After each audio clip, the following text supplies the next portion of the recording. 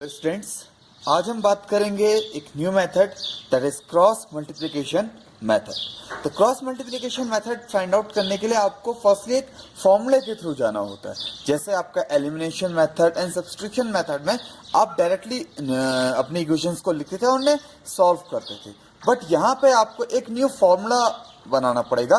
तो चलिए हम पहले वो फॉर्मूला देखते हैं कि किस तरह से हम उस फॉर्मूले को लर्न करेंगे और समझेंगे, देन हम उसके बेसिस पे आपके क्वेश्चंस को सॉल्व करेंगे। तो चलिए देखते हैं। लेट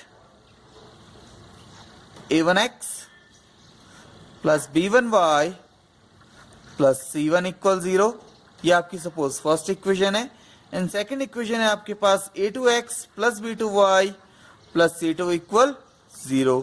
तो अगेन मैं आपको याद दिलवाना चाहता हूं कि आपने स्टार्टिंग में क्या किया था। आपने फर्स्टली इनके रेशियोज देखे थे।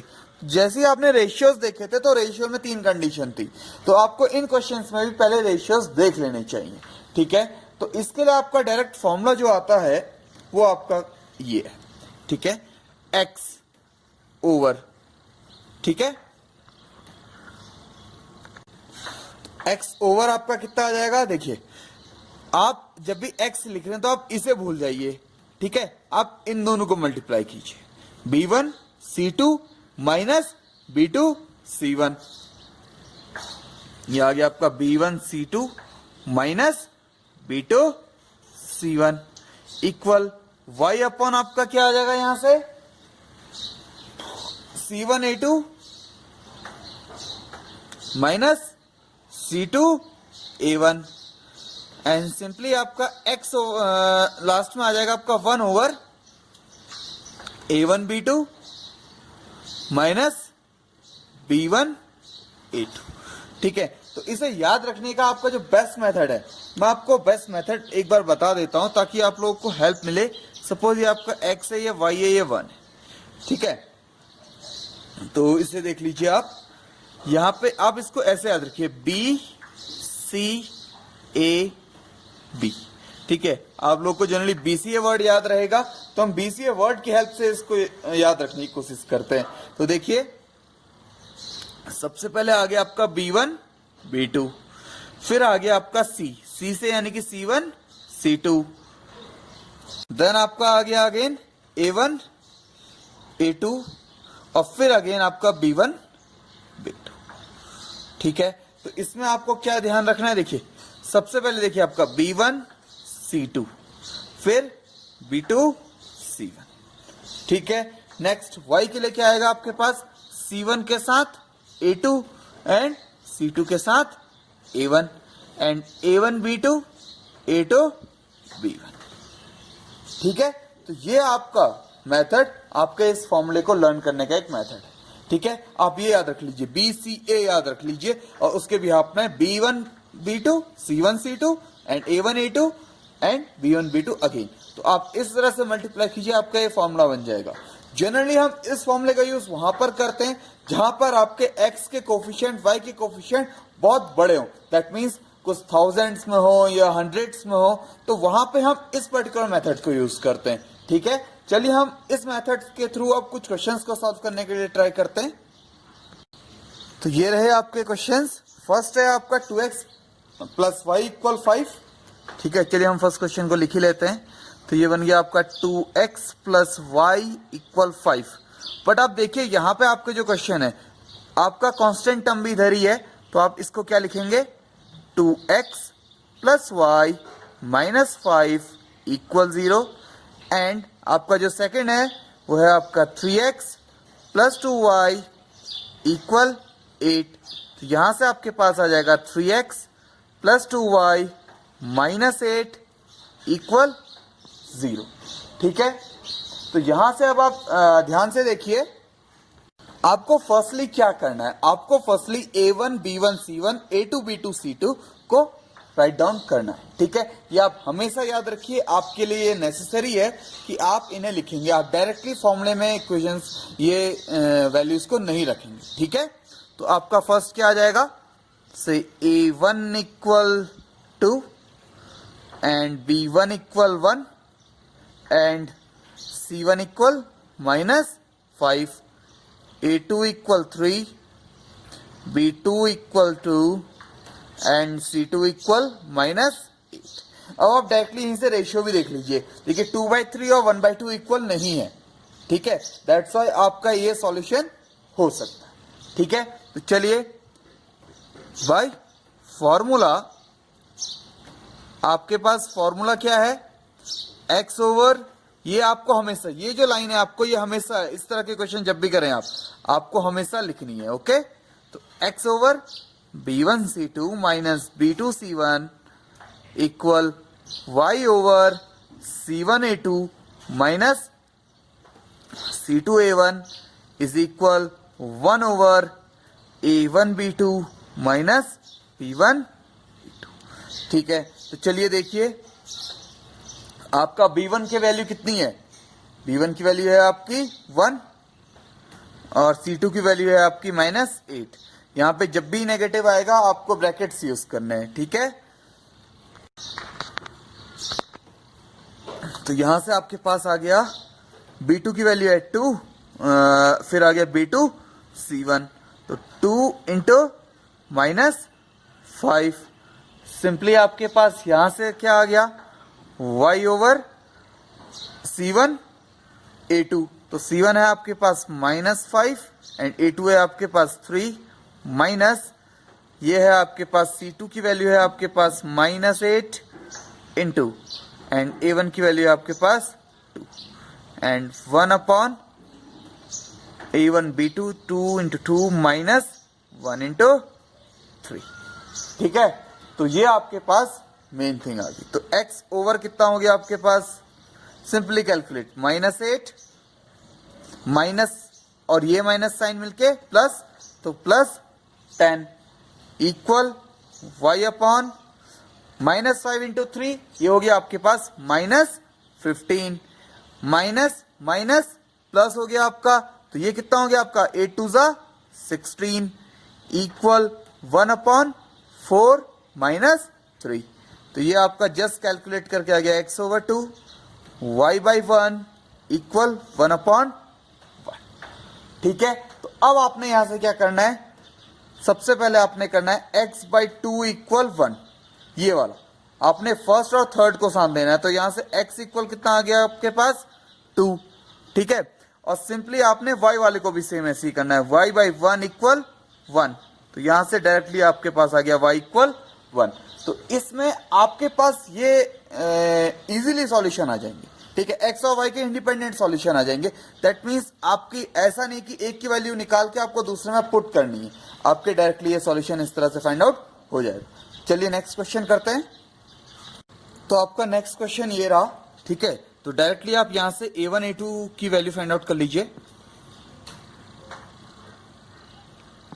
ये आपका कोफिशिएंट्स आएंगे हर एक के। ठीक है,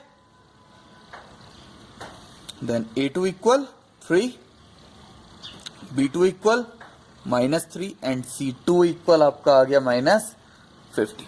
ठीक है, तो चलिए देखते हैं यहां से फॉर्मूला क्या था आपके पास, x ओवर, आप हमेशा याद रखिए आपको हमेशा सबसे पहले क्या लिखना है, अपना formula.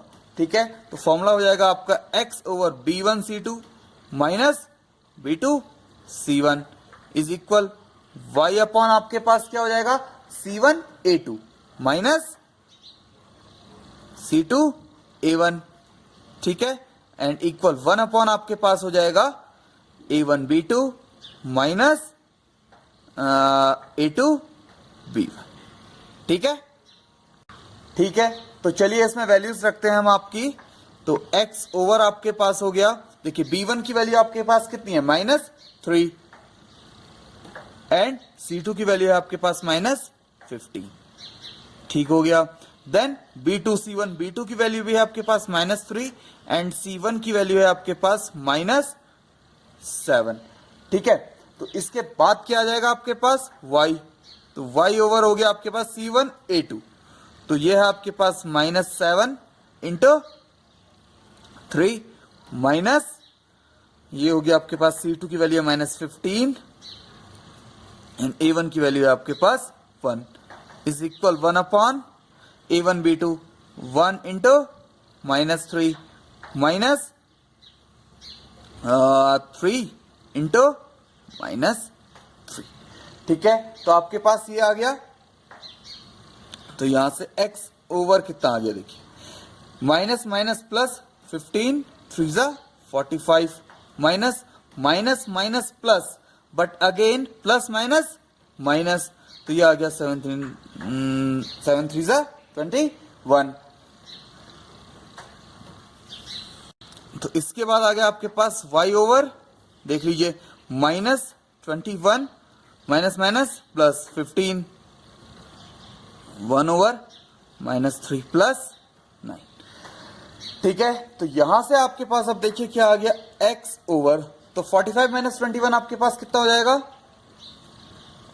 24, and this one is -6 and 1 upon -3 plus 9 that is also 6। तो यहां से आप क्या करेंगे, x प्लस 24 इक्वल 1/6, तो यहां से आपके पास हो गया x equal 24 over 6 that is 6 4 ठीक है, और y के लिए आपके पास क्या आ जाएगा, y बाई -6 इक्वल 1/6। तो यहां से आपके पास क्या आ गया, y equal -6 over 6 that is 1। तो यहां से आपके पास सॉल्यूशन आ गया x इक्वल 4, एंड यहां से आपके पास सॉल्यूशन कितना आ गया, y इक्वल ये आ गया -1। ठीक है, तो ये रहा आपका सॉल्यूशन। तो ये मेथड काफी इजी है, सिर्फ आपको फॉर्मूला याद रखना होता है। ठीक है, तो एग्जाम में कई बार डायरेक्टली आस्क होता है कि solve this question by the cross multiplication method. चलिए कुछ नेक्स्ट क्वेश्चन और ट्राई करते हैं। नेक्स्ट क्वेश्चन आपका है कि for which value of k, that means this, ये जो आपके k है, ठीक है, the following pair of linear equation have no solution. तो नो सॉल्यूशन की कंडीशन आपकी क्या थी, जब आपका a1 upon a2 b1 upon b2 के इक्वल होता था। आप अगेन वो जो आपका एक्सरसाइज 3.2 में आपके क्वेश्चंस हैं, आप उन्हें एक बार देख लीजिए रिपीट। ठीक है, तो वहां पे आपका क्या होता था कि जब a1 upon a2 is equal b1 upon b2 होता था, बट वो c1 अपॉन c2 के इक्वल नहीं होता था। That means two parallel lines के कॉम्बिनेशन आते थे। जब भी ऐसा कॉम्बिनेशन आता है तो वहां पे आपका नो सॉल्यूशन वाली कंडीशन आती है। ठीक है, तो यहां पे भी हम वही करने जा रहे हैं। तो फर्स्ट है आपकी 3x प्लस वाई इक्वल 1, तो अगेन ये भी आपको डायरेक्ट लिख लेते हैं, 3x plus y minus 1 equal 0। ठीक है, और नेक्स्ट को मैं डायरेक्ट ही लिख लेता हूं, 2k minus 1 x plus k minus 1 y minus 2k plus 1 equal 0। ठीक है, तो यहां से आपका a1 इक्वल आ गया 3, b1 इक्वल आ गया 1 एंड c1 इक्वल आ गया आपका -1। ठीक है, और a2 इक्वल आ गया आपके पास 2k माइनस 1, b2 इक्वल आ गया आपके पास k minus 1 and c3 equal c2 equal आ गया आपके पास माइनस ऑफ 2k प्लस 1। ये थोड़ा सा केयरफुली ध्यान देना, जब ये 2k माइनस 1 डायरेक्टली इधर आएगा आपका LHS में, तो वो नेगेटिव साइन के साथ, पूरा नेगेटिव साइन के साथ आएगा। ठीक है, अब आपके पास क्या है, since there is no solution, तो नो सॉल्यूशन वाली कंडीशन आपके पास कब होती है, a1 अपॉन a2 किसके इक्वल है आपके पास, b1 अपॉन b2 के, बट ये इक्वल किसके नहीं है, c1 अपॉन c2 के। तो ये आपके नो सॉल्यूशन वाली कंडीशन है। ठीक है, जो एक्सरसाइज 3.2 में के क्वेश्चंस में हम लोगों ने की। ठीक है, तो चलिए देख लेते हैं, ये कितना आ गया आपके पास, 3 over 2k minus 1 equal 1 upon k minus 1, और ये इक्वल किसके नहीं है, -1 over minus of 2k plus 1। अब देखिए ये इक्वल नहीं है इनके, अगर यहाँ पे मैनी सॉल्यूशन वाली कंडीशन आती तो क्या होता, हमें इन तीनों को पेयर वाइज सॉल्व करना होता, यानी कि पहले फर्स्ट टू पेयर ले लीजिए, देन फर्स्ट एंड थर्ड ले लीजिए। ठीक है, अब यहाँ पे नो सॉल्यूशन वाली कंडीशन है, सिर्फ फर्स्ट के 2 को ही हम इक्वल रख पा रहे हैं, दैट्स वाई हम इन दोनों को कंबाइन करके सॉल्यूशन को फाइंड आउट करेंगे। तो चलिए यहां से क्या आ जाएगा आपके पास, 3 into k minus 1, 1 into 2k minus 1, तो ये हो गया आपका पास 3k minus 3 is equal 2k minus 1। ठीक है, तो चलिए k को एक तरफ ले लेते हैं, 3k minus 2k equal minus 1 plus 3, तो हैंस k इक्वल 2। तो यहां पे आपका जो एक k इक्वल 2 आया, तो इस k इक्वल 2 के लिए आपके पास इस पर्टिकुलर जो गिवन पेयर ऑफ इक्वेशन है इसके लिए नो सॉल्यूशन होगा। ठीक है, तो इस तरह से आप इन क्वेश्चंस को सॉल्व कर सकते हैं। ठीक है, नेक्स्ट लेक्चर में हम देखेंगे कि कुछ अलजेब्राइक इक्वेशंस को, अलजेब्राइक क्वेश्चंस को हम किस तरह से इस पर्टिकुलर मेथड से यानी कि क्रॉस मल्टीप्लिकेशन मेथड से सॉल्व कर सकते हैं। ठीक है, thanks for watching this video, please like share and subscribe.